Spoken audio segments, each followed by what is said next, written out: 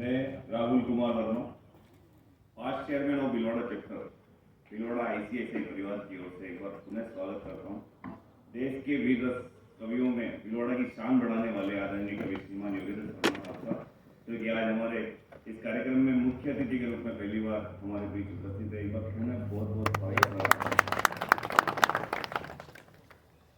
स्वागत करता हूँ। हमारी भारतीय सेना में मेजर के पद पर कार्यरत होकर हमारी हिफाजत करने वाले आज के कार्यक्रम के guest of honour major Rahul ji Jingar साहब का, तथा साथ ही स्वागत करता हूँ श्रीमान घनश्याम गोस्वामी जी तथा श्रीमान लक्ष्मण लाल पांचाल जी का, जो हमारी सुरक्षा हेतु अपने सैनिक दायित्व का निर्वहन भारतीय सेना में कार्यरत रहकर कर चुके हैं। बहुत बहुत आभार सर।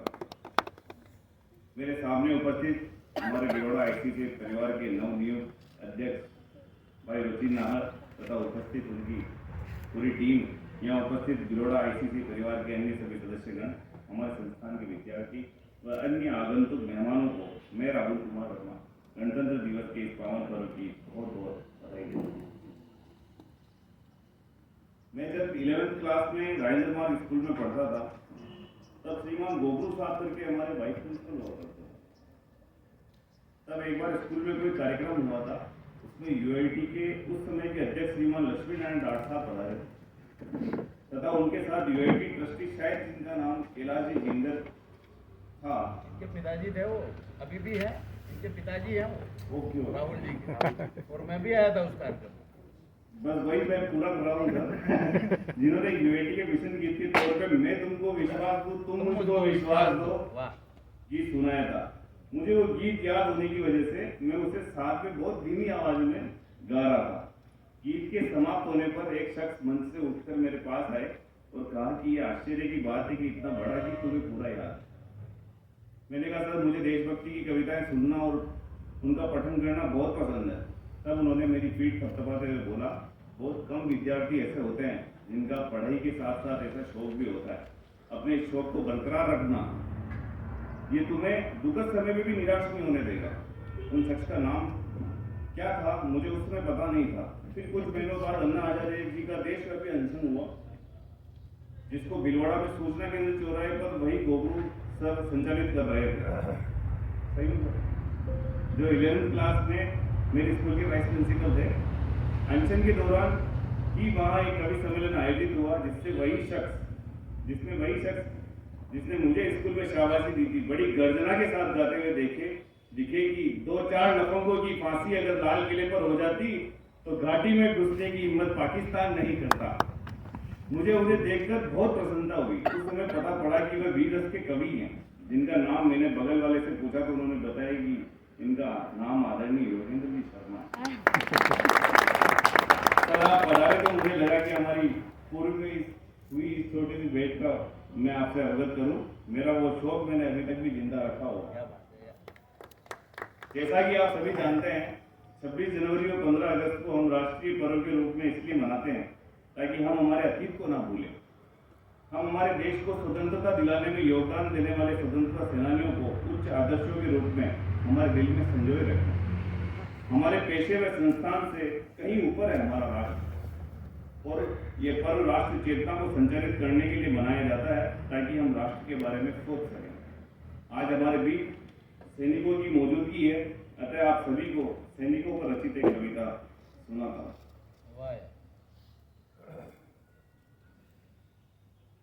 कि सीमाओं के प्रेरी अगर सीमाओं पे नहीं होते, होली न दिवाली कोई तीज ना त्योहार है।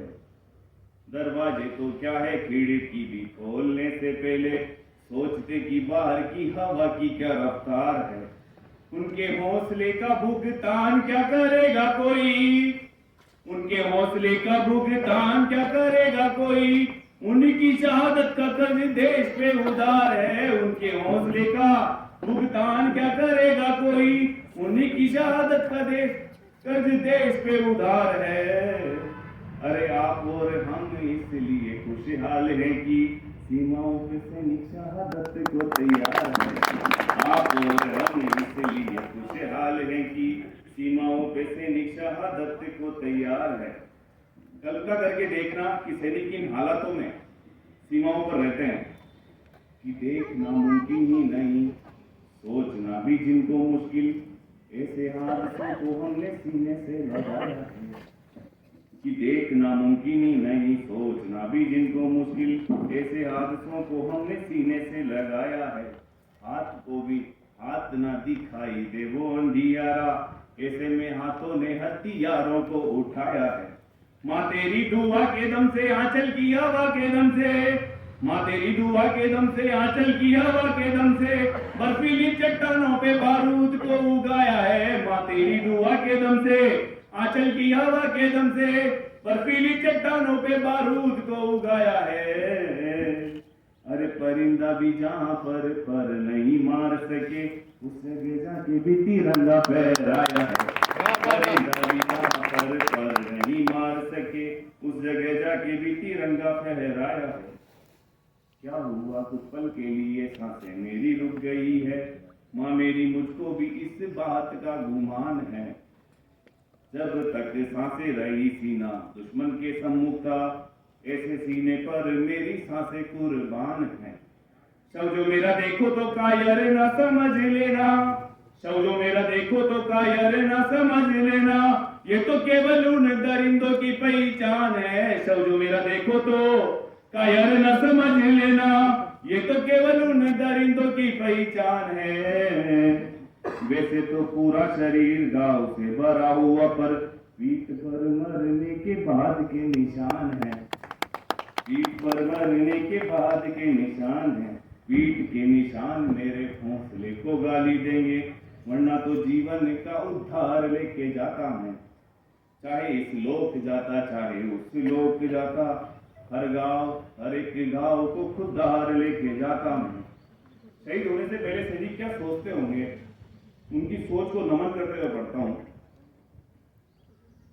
चाहे हर एक घाव को खुदार लेके जाता मैं, कहीं किस भाव मिल जाती अगर चंद सांसें, कहीं किस भाव मिल जाती अगर चंद सांसें, लहू गिरवी रखूं धार लेके जाता मैं। कहीं किस भाव मिल जाती अगर चंद सांसें, लहू गिरवी रखूं धार लेके जाता मैं।